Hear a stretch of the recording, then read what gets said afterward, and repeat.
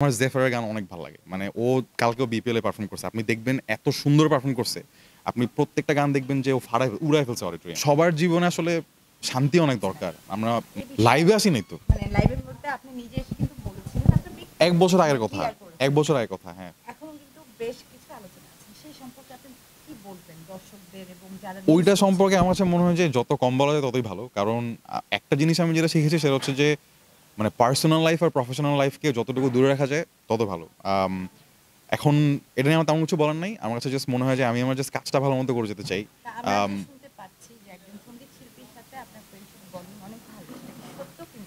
অনেক ভালো এবং অনেক সত্য। আমার অনেক ফেভারিট মিউজিশিয়ানদের মধ্যে যেমন আজকে এলিটা আপুর মিউজিক লঞ্চ হচ্ছে। উনার সাথে আমার সম্পর্ক অনেক ভালো। তো আমি এইজন্য চলে আসছি দৌড়ে রাতের বেলা। তারপর আমার জেফারের গান অনেক ভাল লাগে। মানে ও কালকেও বিপিএল এ পারফর্ম করছে। আপনি দেখবেন এত সুন্দর পারফর্ম করছে।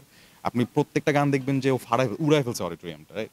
তো এরকম অনেক মিউজিশিয়ানকে আমার খুবই ভাল লাগে। তো এখন সম্পর্ক তো ভালো থাকবেই। মানে অডিয়েন্স যাদেরকে পছন্দ করে, আমি যাদেরকে পছন্দ করি, যাদের গান ভালো লাগে, মানুষ হিসেবে ভালো লাগে। তো কেন সম্পর্ক ভালো থাকবে না? You both are মানে আম of virality, রাইট? তো এখন আমি বলব যে এই জায়গাটা কেন সবাই কাজ করছে কেন? এই জিনিসটাকে একটু ক্লিয়ার করবেন আমাদের সবাইকে। ক্লিয়ার করার মতো জেফার আসলে আপুকে অনেক প্রশ্ন করা হয় কিন্তু হ্যাঁ, আপনাকে হ্যাঁ, আমরা পাই না হ্যাঁ, সচরাচর। হ্যাঁ। এই জায়গাটা কি একটু দর্শক এবং যারা জার্নালিস্ট নিউজ করছে তাদেরকে একটু ক্লিয়ার করবেন? ক্লিয়ার করার মনে হয় না আসলে আপু এখানে কিছু আছে। আমার কাছে জাস্ট মনে হয় যে পার্সোনাল লাইফের জায়গায় আর কাজের জায়গায়। যদি আমি কাজ ভালো করি আমাকে কাজ নিয়ে এক্সপেক্ট করব যে আপনারা ভালো কথা বলবেন। যদি কাজ খারাপ করি সেক্ষেত্রে সমালোচনা করতেই পারেন। বাট পার্সোনাল লাইফ এমন একটা জায়গা আপু ওইটা নিয়ে আসলে যত কম কথা বলা যায় তত ভালো। বিকজ আমি আসলে সবকিছু গো থ্রু করেছি। দেখেছি যে এক্সপ্লেনেশন বা আপনার সাইড অফ দ্য স্টোরি কোনটা সত্য কোনটা মিথ্যা এত কিছু বুঝাতে গেলে আসলে সবকিছু অনেক মানে প্যাচ লেগে যায়।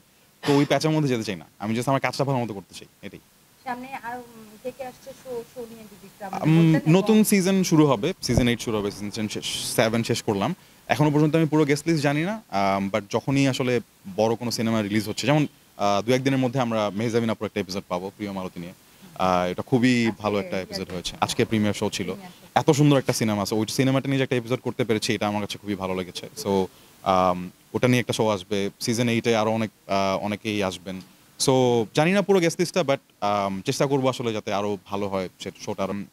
সবার জীবনে আসলে শান্তি অনেক দরকার। আমরা মানে সব মিলে জার্নালিস্ট হয়ে থাকেন বা পারফর্মার বা আর্টিস্ট বলি বা মানুষ বলি, সবাই আসলে শান্তি চায়। সবাই অনেক স্টেবিলিটি চায়, সবাই ভালো থাকতে চায়।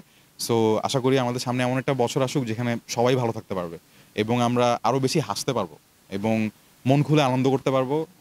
টেনশন কম থাকবে। এটাই বলতে চাই। তো সবার জন্য খুব ভালো একটা বছর আসুক। বাংলাদেশের জন্য অনেক ভালো একটা বছর আসুক।